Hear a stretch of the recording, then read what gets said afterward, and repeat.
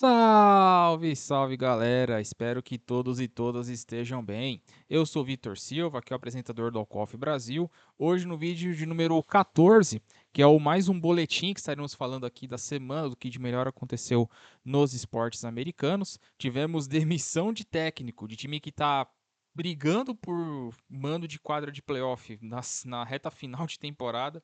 Já viram isso acontecer alguma vez na vida? Também tivemos a abertura da temporada da Major League Baseball, mais um dominó de quarterback na NFL caindo e os playoffs da NHL se aproximando e vamos falar das brigas, das vagas que ainda restam nas conferências leste e oeste. Bom, se vocês não me conhecem, eu sou Vitor Silva, aqui um dos apresentadores do Rebatida Podcast, um dos comentaristas do Dimension MVP.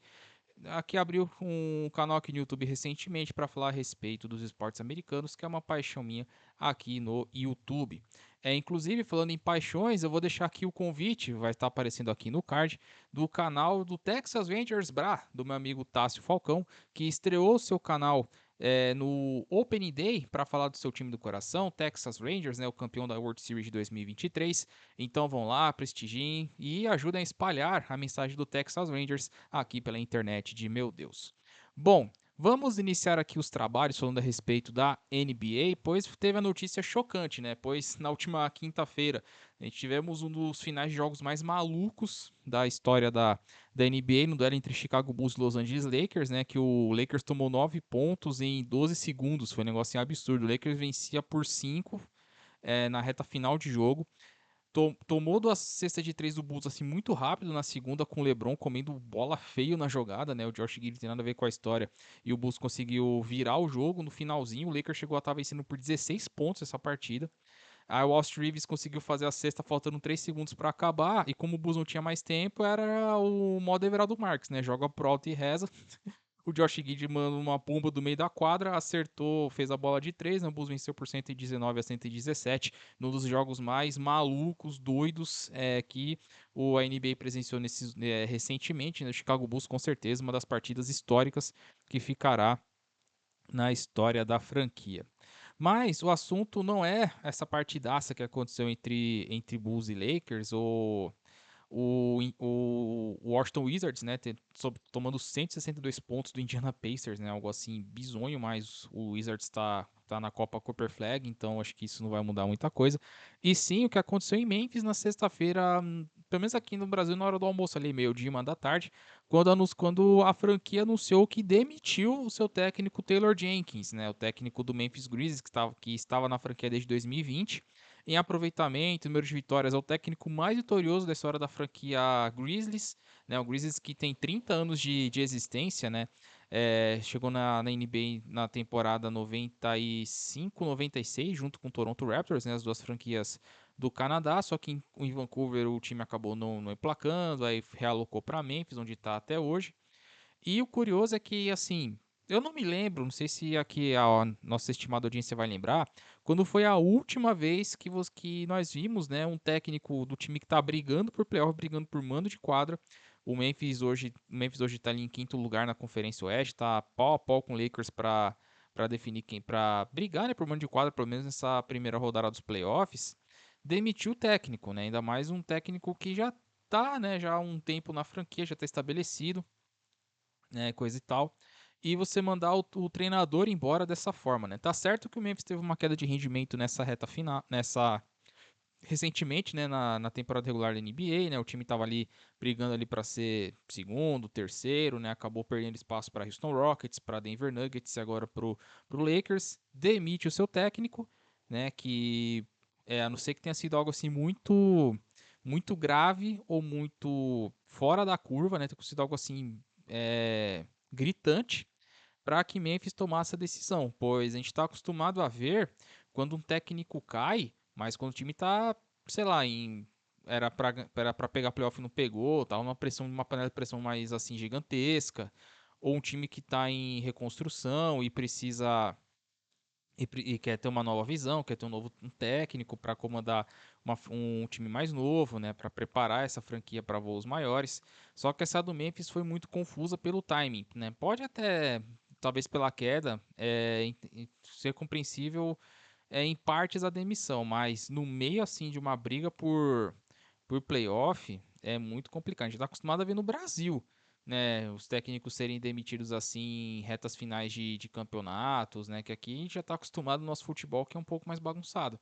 Mas nos Estados Unidos foi um choque, né? Então o Memphis agora, mesmo com a volta do Jay Moran ontem, né, acabou perdendo para o Lakers em casa. E aí fica a dúvida, né? Quem que vai ser o novo comandante do Memphis Grizzlies, né? Acho que é o único técnico até agora que foi demitido, né? Nessa temporada da NBA, né? Depois do San Antonio é o segundo, né? Que o Mike Brown também caiu no Sacramento Kings, próximo ali ao começo desse ano, começo de 2025, lá em janeiro e tal. A situação no Kings estava insustentável e o Mike Brown foi mandado embora, né? Então já é a segunda demissão de técnico, é um finlandês, né, agora que vai comandar o Memphis, né, nesse restante de campeonato, deve pegar playoff, não sei que tem uma queda muito vertiginosa, né, para não ficar entre os nem para pegar play-in, né, porque a distância pro Suns ali é muito grande, acho que o Memphis não deve passar por tanto sufoco.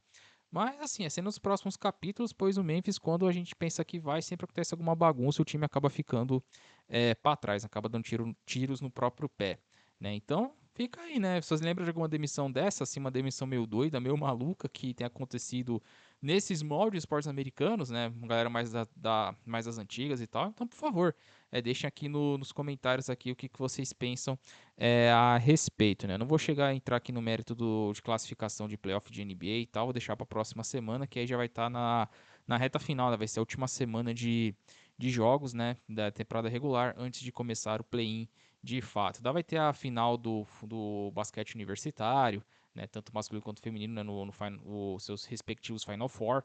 Então veremos o que vai acontecer dentro da NBA nos próximos capítulos. Bom, seguindo aqui então, depois de a gente começar a conversar a respeito de Taylor Jenkins e tal, vamos falar agora de NFL. Pois nessa última semana, mais um dominó de quarterback na free se caiu, que foi a contratação do New York Giants, né, que contratou o Russell Wilson, né? O Russell Wilson vai para o seu terceiro time em 3 anos, né? Se não me falha a memória.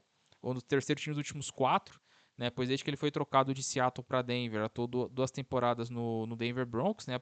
A segunda temporada acabou sendo a par de cal, tanto que o Denver dispensou e pagou para ele não jogar pelo Denver Broncos, né? Uma coisa bizarra. Vai para Pittsburgh, tem os seus momentos ali, só que claramente não é mais aquele Russell Wilson, né, dos tempos de Seattle, né? Talvez a idade esteja pesando e tal, né? Enfim, ou talvez o ataque do Steelers não seja aquilo que não seja tão potente, né, quanto a gente espera. Não tem um quarterback assim, que consiga liderar essa equipe a voos maiores, né? Pois lembrando, Steelers tem a defesa mais bem paga da NFL, né? Só que acaba não conseguindo surtir esse efeito, principalmente quando chega na pós-temporada. Já no caso do Russell Wilson, ele assina, né, com o New York Giants. O Giants que, pelo menos nesse início, né, não sei que faça um draft muito bom ou surpreenda demais. Só que vai ser um dos times que vai estar na briga pelo Archimane em 2026, né, a Copa Archimane, né, o quarterback da próxima classe. Pois o time, além de contratar o Russell Wilson, já tinha contratado, né, semanas antes, o James Winston, né, que a gente já explicou aqui. O Winston é meio 880. Ou vai ser um jogo de 5 TDs ou 5 interceptações, né? Não, o Winston, a única coisa que a gente pode ter certeza é que vai dar entretenimento. Né? Mas com essa contratação do Russell Wilson, né, que eu acho que creio que o Giants cansou de esperar, né, ou para ter uma definição da vida, assina com um quarterback veterano, né, ou vai ter um time que ainda está longe, mas muito longe de competir por alguma coisa, né? Tem o Malik Neighbors, que é um wide receiver muito bom, Darius Slayton que ficou, né, renovou com a equipe de Nova York. Mas fora essa dupla, vai ter que reformular muita coisa lá no New York Giants, né? O time tem a quinta escolha do draft, né? Se não for a memória, acho que não, a quinta é o Jaguars. O Giants é a terceira escolha do draft. E vai esperar para ver o que acontece, né? Vai esperar para ver o que acontece, pois essa classe de quarterbacks é mais fraca, né, do que se imagina. Então, por exemplo, o Ken Ward, né, que está sendo o quarterback mais falado para ser a pick número 1, já está tendo reuniões com o Tennessee Titans, né, já fez o seu Pro Day em Miami, deve fazer as visitas de top 30 para os respectivos candidatos Então, é bem provável que Tennessee, se não mudar muito de ideia, vai de Ken Ward na 1. Aí sobra o quarterback número 2 da classe, que é o Shedeur Sanders, que é o filho do John Sanders. John Sanders que renovou, né, o seu contrato como técnico da Universidade de Colorado, agora um dos técnicos mais bem pagos dos Estados Unidos. Né, o ex-cornerback, prime time, né? A galera dos anos 90 lembra muito dele, né? Que era um cara que sempre crescia em jogos no horário nobre, né? No horário nobre. Ele que foi um atleta duplo, né? Ele jogava beisebol, né? E também futebol americano, né? Então, o John Sanders tem a sua parcela histórica, né? Querendo ou não, nos esportes americanos, pois conseguiu fazer dois esportes, jogar duas ligas profissionais simultaneamente, né? Algo que hoje em dia seria muito bizarro, né? Que você foca em um e vai embora. Né? O John Sanders conseguiu fazer essas duas coisas. Mas voltando à classe de quarterbacks, é uma classe muito fraca. Né? Então, o Giants deve seguir esse roteiro, né? Tira um pouco a pressão, né? Você já tem dois quarterbacks experientes, então fica na dele, né? A não ser que sobre algum outro quarterback que o Giants tenha morra de paixão, né? Morra de paixão. O Caramba, até fugiu o nome. A não ser que tenha um quarterback morto de paixão, o Giants vai com a dupla que tem. Né? Isso aí é inegável. E aí, 2026, né? Se não reforçar muito bem o elenco, se o raio não cair no lado azul de Nova York, né? Lado azul do Giants, né? Se a gente for fazer o time joga em Nova Jersey, mas são de Nova York, né? Enfim, essa é uma piada um pouquinho das antigas. Né? O único time de Nova York que joga em Nova York é o Buffalo Bills, por incrível que pareça. Mas voltando aqui ao fio da meada. O Giants vai brigar pela pick no próximo draft, a não ser que mude muita coisa. Né? Tennessee fazendo a sua parte de quarterback, ou o Browns, né, que pode ir no melhor jogador, né, disponível, que seria o Abdul Carter, fazer uma dupla que seria insana, né, na defesa com o Myles Garrett. Né? Ou eles escolhem o Shedeur Sanders, né, para ser uma sombra ali pro Deshaun Watson, ou talvez entre na disputa, né, na briga pelo Artman em 2026 também. Né? Então vai ser um duelo aí pega pra capar do caramba. E no caso de quarterback, o único que sobra é o Rodgers. Né? O Rodgers que ainda não decidiu para onde vai. Se a gente for pensar em todos os times que estão sem quarterback, só sobrou o Steelers, basicamente. O Vikings já desistiu do Aaron Rodgers, né? Não vai mais contar com ele. Inclusive o Vikings que chegou a ter conversas com o Ryan Tannehill, né? O Tannehill que não jogou na temporada passada, já está um tempinho já afastado da NFL. E aí fica essa dúvida, né? Qual vai ser o próximo dominó a cair? Vai ser o Aaron Rodgers indo para Pittsburgh, como a maioria está prevendo? Outro quarterback que vai para Steel City? Enfim, vai ser alguns dominós ainda estão para serem derrubados, né? O draft da NFL que ainda está um pouquinho longe, daqui a 3 semanas. Só que a questão do quarterback aqui é o que pega, né? Que é o que praticamente é o que falta. O Stephon Diggs, que é outro nome forte, assinou com o New England Patriots essa semana. Ele que deu muita moral, né? Questão do Mike Vrabel, etc. Então o Patriots reforçando, né? Tendo seu wide receiver, né? Para dar algumas armas pro Drake May, coitado, para ele não ter que jogar, ter que se virar com o que tem em mãos, né? Você melhora um pouco a qualidade. Resta saber como o Stephon Diggs vai voltar depois de lesão. E aguardar para ver os próximos capítulos, né, para onde vai Aaron Rodgers e como vai se desenhar esse draft da NFL 2025, né? Lembrando, não é uma classe forte, mas com certeza vai ter algumas joias ali que podem se sobressair e ajudar os seus times a curto, médio, quem sabe até longo prazo, é o que as franquias esperam. Passando agora da NFL, indo para a NHL, né, atualizando a contagem, a gente falou na semana passada do Alex Ovechkin.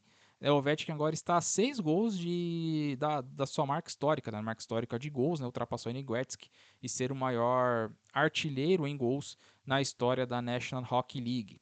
Né, a NHL que já está indo para sua reta final, já está indo para os times ali, faltam 10, 9 jogos para encerrar suas respectivas temporadas. E a briga por playoff, como a gente tinha comentado até a gente falou muito da NBA no último boletim, hoje vamos dar um foco maior na NHL, nesse quesito de brigas por playoffs, né? Pois assim, para a galera que é nova, como que funciona a questão dos playoffs da NHL? São 8 times por conferência, né? 8 se classificam no leste, 8 no oeste. Só que tem uma pequena. O que difere, né, digamos assim, das outras ligas é que a NHL adota um sistema de classificação um pouco diferente. pois são 4 divisões na NHL, né? Temos a divisão metropolitana e atlântica que fazem parte do lado leste, e do lado oeste você tem as divisões central e a divisão do Pacífico. Nessas divisões, as 3 melhores campanhas se garantem para os playoffs, né? Passa o primeiro, segundo e terceiro de cada divisão.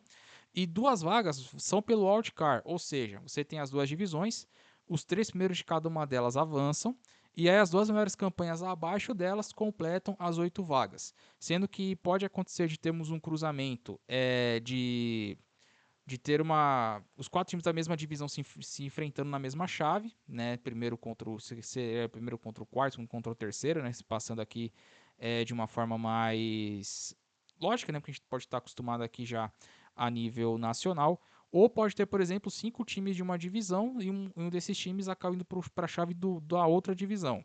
Pois no caso do wildcard, como que funciona? O Wildcard 2, ele vai para a chave onde vai estar o time de melhor campanha na NHL, pegando exemplo aqui do leste no momento, tá?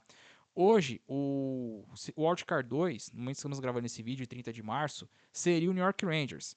O Rangers, ele iria para a chave onde está o Washington Capitals, que é a melhor campanha do leste, e, por coincidência, é a mesma divisão, na divisão metropolitana. Então o Rangers enfrentaria o Capitals, que seria o primeiro contra o quarto, e o Hurricanes enfrentaria o Devils, né, que seria o duelo de segundo contra o terceiro.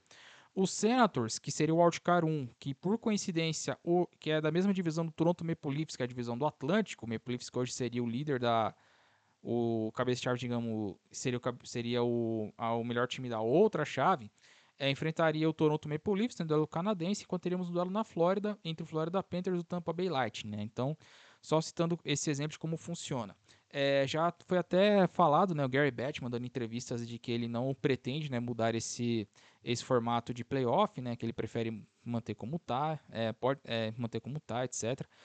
Acontece, né, de ter algumas como eu falei, né, ter 5 times de uma divisão, 3 de outra, né, enfim, pode dar alguns desequilíbrios ali e tal, né, porque antes era o formato que a NBA adotava, né, a NBA e a NHL seguiam o mesmo formato, né, que passavam os 8 melhores de cada conferência, sendo que as vagas dos 3 primeiros eram para os campeões de divisão e do quarto até o restante das vagas eram preenchidas para os demais times. A NBA mudou isso, agora as 8 maiores campanhas, independente de estar na mesma divisão ou não, enquanto na NHL eles mudaram para esse formato que tem o seu lado bom, né? Aumenta as rivalidades, só que pode acontecer um pouquinho do que a gente falou, a gente tem algumas paradas um pouquinho injustas, né? Ou diferentes, né? Mas enfim, agora voltando aqui para a questão dos playoffs por si só, se a gente for já começou do leste, vamos continuar nele aqui, pois como citamos, o Capitals é o único time da conferência que está classificado. 103 pontos em 72 jogos, né? O Maple Leafs tem o mesmo número de pontos do Carolina Hurricanes, né? Ambos têm 92, né? Podem ser que apronte alguma coisa. O Panthers e o Lightning com 91 seriam as ameaças mais próximas, só que como o Capitals está muito à frente, é bem provável que o Capitals passe com a melhor campanha do leste, né? Isso é fato. Não sei se é nível President's Trophy, né? Que é o título, né, da melhor campanha de temporada regular. A briga está junto com o Winnipeg Jets e o Dallas Stars. Então o Capitals está com uma vantagem boa, considerável. Se não acontecer nenhum desastre, deve garantir a divisão nos próximos jogos. Né, enquanto Toronto e Flórida e Tampa Bay. Toronto e Flórida, na verdade, já podem assegurar as suas vagas para a pós-temporada. Tampa Bay também está muito perto. Pois assim, a diferença de Tampa Bay, que é o terceiro, para o Senators, que seria o quarto na divisão, são de 8 pontos. Só que o Senators ainda tem mais 10 jogos, né? Ou seja, pode chegar no máximo aqui a 103. E Tampa Bay tem mais 9, né? Podendo chegar no máximo aqui a 100 pontos. Então, a não ser que tenha uma arrancada muito grande do Senators e o Tampa Bay fique para trás, para não ter que entrar como time de wildcard, a tendência é que passem os três, né? Aí brigando entre si para ver quem ficaria com a melhor campanha, segundo e terceiro lugar, com o Senators correndo por fora. Né, o Senators, que tem 83 pontos e é o primeiro time de wildcard, tem uma vantagem considerável para o primeiro time que está fora dessa equação, que hoje seria o Montreal Canadiens, com 75 pontos, né? Ou seja, 2 pontos atrás do New York Rangers, que é o segundo wildcard com 77, E 8 atrás de Ottawa, e Ottawa, como já falamos, tem 10 jogos para fazer, né? O Montreal também tem 10 jogos ainda para ser feitos, né? Pode chegar no máximo aqui a 95 pontos, se vencer todos os 10, né? Então ainda tem ali uma briga pela essa segunda vaga, porque a Ottawa já está bem encaminhado aqui, como não faz, ó, como não faz parte da mesma divisão metropolitana, né? Então, por exemplo, a gente poderia falando de um Ottawa passando o Devils, né? Mas como não são da mesma divisão, então acaba tendo essas coisas. Que o Devils, que é o terceiro na Metropolitana, tem 85 pontos. Né? Então a gente vê um pouquinho dessa discrepância aqui. Porque na Metropolitana, não é a rádio, o Capitals lidera com 103, disparado melhor time da conferência. O Hurricanes é o segundo com 92 pontos, né? Ou seja, 11 pontos atrás. E o Devils, que tem só 7 jogos para fazer, já fez 75, tem 85 pontos. Então tem mais 16 em disputa. O máximo que o Devils pode chegar é a 16, né? Seriam 95, 101, né? O Devils já não alcança o Washington Capitals. Então, aqui já está bem assim, encaminhado porque os times estão muito separados, né? E resta saber como é que vai ser essa última briga aqui, pois o Montreal Canadiens, que poderia estar numa situação melhor, perdeu as últimas 3 partidas. O Blue Jackets, que até um tempo atrás também estava ali com o Wildcard 2, também já começou a cair. O Isles também trocou o Barzal, mas ainda está a 3 pontos do Rangers.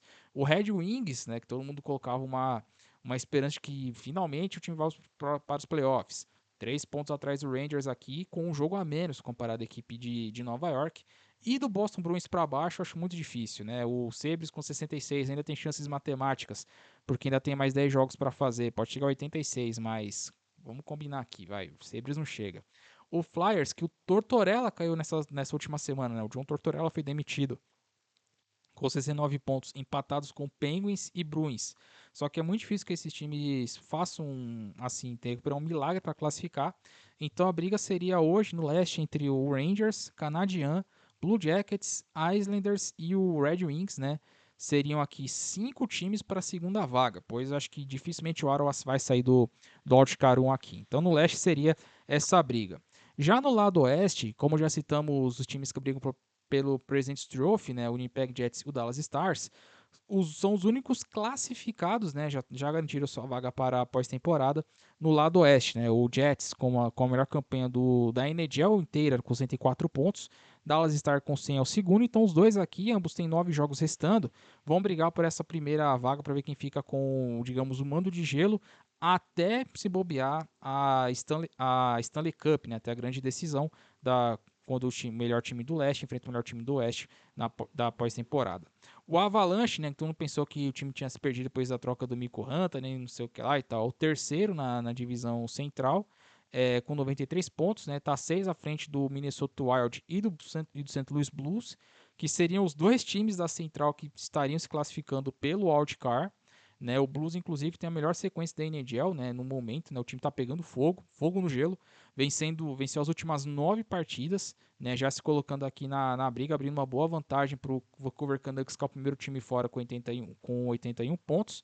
Né, e aqui a gente fala, né? Podemos ter dois times da Central. E se acabasse hoje, o Blues iria para a chave da divisão central, né? Enfrentaria o Winnipeg Jets. Enquanto o Minnesota Wild, né? Que está à frente porque tem um jogo a menos, né? Então tem um aproveitamento melhor. Iria para a chave do Pacífico, onde já tem o Vegas Golden Knights com 98 pontos. Já está também encaminhando a sua classificação. Vegas que venceu as últimas 6 partidas, com Kings e Oilers, ambos aqui dividindo em segundo lugar com 89 pontos. Só que como o Kings tem um jogo a menos, então o Kings fica à frente por melhor campanha por 0,8% de aproveitamento, né? E quando a gente fala de campanha, o Vancouver Canucks com 81 pontos, né? Que seria o time da divisão Pacífico, que tá 8 pontos atrás do Edmonton Oilers, né? Na briga por playoff classificar direto pela divisão. E a 6 o wildcard, né, do St. Louis Blues. Como o Blues está numa sequência absurda, apesar de que Vancouver, Calgary e dá para colocar talvez até o Utah um pouquinho mais atrás, vai. Utah Hockey Club está um pouquinho atrás. Então a briga seria assim, eu sei que Vancouver e Calgary tem arrancadas históricas também, como a gente falou na chave do leste, para incomodar o Blues e o Wild. Pois quando você abre uma vantagem dessa, você pega fogo no momento certo. é muito difícil parar, tá? Isso não serve só no beisebol também não, tá? Serve para as outras ligas também. Calgary, comparado com o Blues, tem 3 jogos a menos, né? O Calgary vai fazer mais 10 partidas, né? Pode chegar no máximo a 100 pontos. E o Blues, que já tem 75 jogos, né? Junto com o Devils, os times que mais, são os times que mais jogaram na temporada, só vai fazer mais. Na verdade, são 7 partidas, né? Que o time pode fazer. Então, 14 pontos pode chegar no máximo aqui a 101 pontos, né? Então, título de divisão já não pega, né? Já não tem como mais. Só que aí vai brigar por essa última vaga aqui do Wild Card. Então, no Oeste, o Winnipeg e Dallas já estão bem encaminhados. O Evans, a não ser que aconteça um desastre para cair para o Wild Card, mas não deve mudar muito a sua vida, né? Pois já tem 12 pontos de vantagem para o Canucks, que seria o primeiro time fora do Wild Card, então está encaminhando bem a vaga. O Wild Blues, sendo os outros dois times da central, mas devido os regulamentos doidos, né, que a gente explicou da NHL, podem acabar se classificando, né? Hoje são os favoritos. Aqui a gente fala, não sei que aconteça um desastre, né? O Blues jogar muito mal, o Wild começar a derrapar, o Canucks começar a jogar o hockey da vida, o Calgary Flames começar a incomodar também. Mas a briga vai ser só entre esses 4 aqui no Wildcard. No Pacífico, o Golden Knights com 9 pontos de vantagem. Tá com o caminho bem andado para garantir a divisão. Né? Resta saber quem que vai vir do Wildcard. Né? Vai enfrentar o Wildcard 1. Tá 6 pontos atrás do Jets, né? Faltando 9 jogos para ambos. Né? Difícil, viu? Difícil. Não sei que o Golden Knights está numa sequência muito forte, mas é difícil que consiga fazer alguma coisa aqui. E a briga para o wildcard vai ser entre o Wild Blues, né, hoje os dois times que estariam indo, né, para a pós-temporada nesse critério, né, com o Vancouver Canucks e o Calgary Flames aqui, correndo por fora. Canucks 6 pontos atrás com 81 pontos e 73 partidas, Calgary Flames com 80 pontos em 72 jogos. Então, como o Flames tem bastante jogos a mais para serem feitos ali, o Anaheim Ducks também aparece com chance aqui, mas ainda tem chance matemática, é verdade. Tá 15 pontos atrás do Blues, só que ainda vai disputar mais 20, né, pontos, né, pois tem mais 10 partidas. Só que eu acho muito difícil pro Anaheim e para Utah, né, causar esse choque na NHL.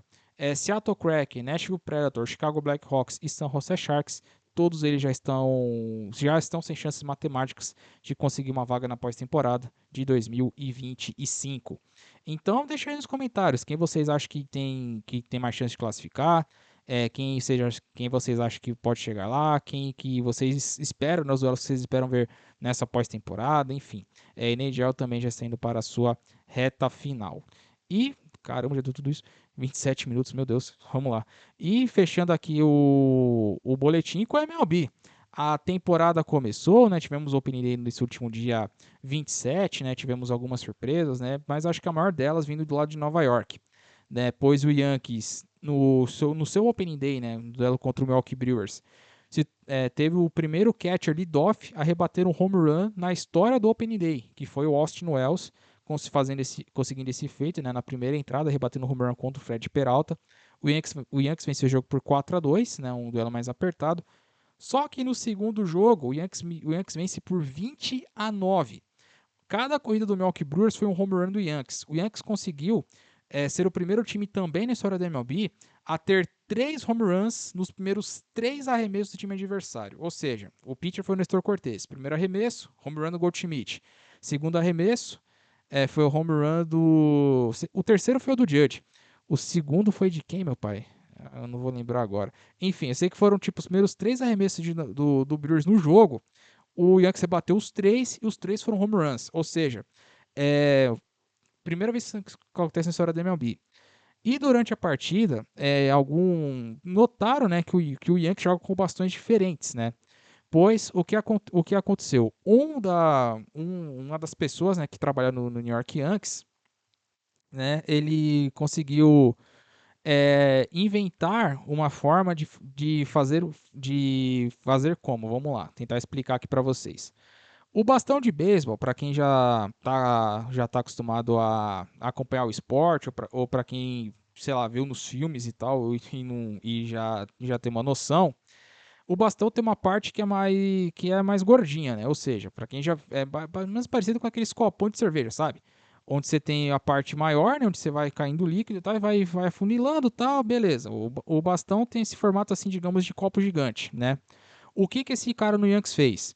Ele começou a estudar, né, onde os rebadores fazem mais contato e tal, e criou uma forma de deixar só a parte mais gordinha do bastão sendo a área onde os rebatedores conseguem ter o maior, como posso falar, maior impacto de acerto, né? Ou seja, ter uma taxa de barrel hit maior, que é quando você acerta a rebatida na veia, a gente pode colocar dessa forma, e mais leve, ou seja, você aumentando a força e diminuindo a quantidade de erros, né?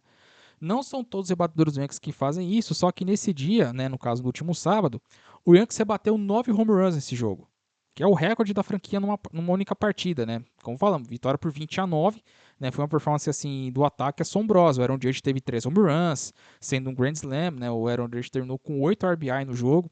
E o Aaron Judge não usa, tá? Ele não usou esse tipo de bastão, porque ele até respondeu, né? Eu tava até lendo aqui antes de gravar. Ele respondeu pro repórter, né, que o ano passado dele, né, que ele foi MVP da Liga Americana de forma unânime, fala por si só, né? Então por isso que ele opta ainda por jogar por usar, né, o bastão tradicional, digamos assim.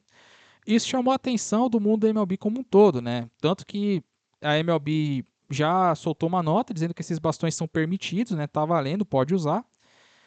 E com isso, outros times podem começar a usar e não duvido a MLB começar a incentivar isso para aumentar a quantidade de corridas numa partida, né? Para ter, né, jogos com números de ataque, números ofensivos maiores, para chamar a atenção da galera, pois com a questão de você colocar o pitch clock, diminuir o tempo de fazer com que o pitcher não demore tanto para arremessar, tem dado efeito positivo, né? Tem chamado a atenção bastante do público, né? Cortou o tempo de jogo ali, tempo total de jogo ali em meia hora, aproximadamente, né? Na média ali, antes eram 3 horas, agora o jogo dura 2 horas e meia, né? Então essa diminuição no tempo tem ganhado adeptos, né? E agora essa questão do bastão, eu não duvido que outros times comecem a estudar isso de forma mais prática e comecem a fazer com que os seus jogadores usem nas suas determinadas partidas.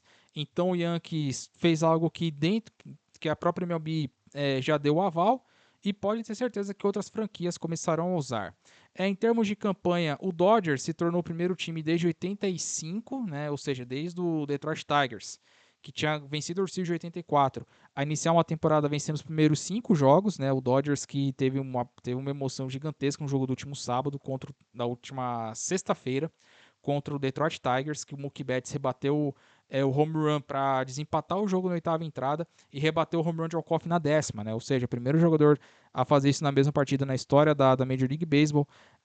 Enfim, então foi assim, algo de louco. Tivemos o Opening Day, né? O home opener do Tampa Bay Rays no campo do Yankees, né? O George Strawberry Field, que é o campo de ligas menores, né? O Yankees faz os seus jogos de pré-temporada, né? No seu complexo de pré-temporada. Tivemos o walk-off, né? Do rebatedor, me fugiu o nome do rebatedor do Tampa Bay agora.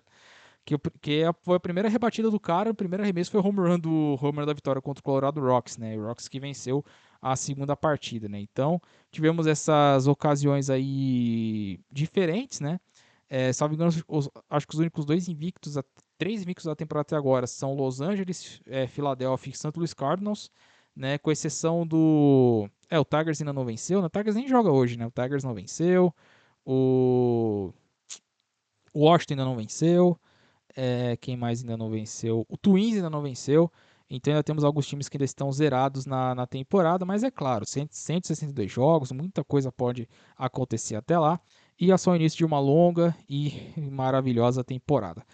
Lembrando que se quiser saber de beisebol, eu recomendo o podcast recomendo o Rebatida Podcast, né, que está na aba sobre aqui do canal, onde falamos muito de beisebol, né, mais voltado para a Major League Baseball, onde vamos abordar esse início de temporada, né, com o time de fim de semana, falando com o podcast saindo, né, ao ar no começo da semana. E com essa parte da MLB, essa questão dos bastões que Nova York conseguiu implementar, colocamos aqui um ponto final, né, nesse boletim. Outro boletim aqui um pouquinho longo, né, acabei me esticando um pouquinho para falar da National Hockey League.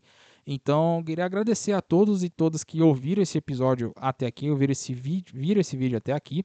Lembrando sempre, né, que o Walkoff Brasil é, só tem o YouTube, né, ainda não temos redes sociais, né? Não sei se eu crio uma aqui para dar um up aqui no canal, para fazer com que a página seja mais vista, né, aqui na internet. Agradecer para a galera, né, que estamos com 58 inscritos, né? Ainda estamos aqui no hashtag rumo aos 60 inscritos, né? Só faltam dois. Então, se você está acompanhando os vídeos e não conhece aqui o canal, então eu faço aqui um humilde convite. Dê o like no vídeo, inscreva-se aqui no canal. Vamos espalhar a mensagem dos esportes americanos por essa internet. E agora sim, ponto final. Mais uma vez, obrigado a todos. Se cuidem e fiquem com Deus. Falou, valeu e até a próxima.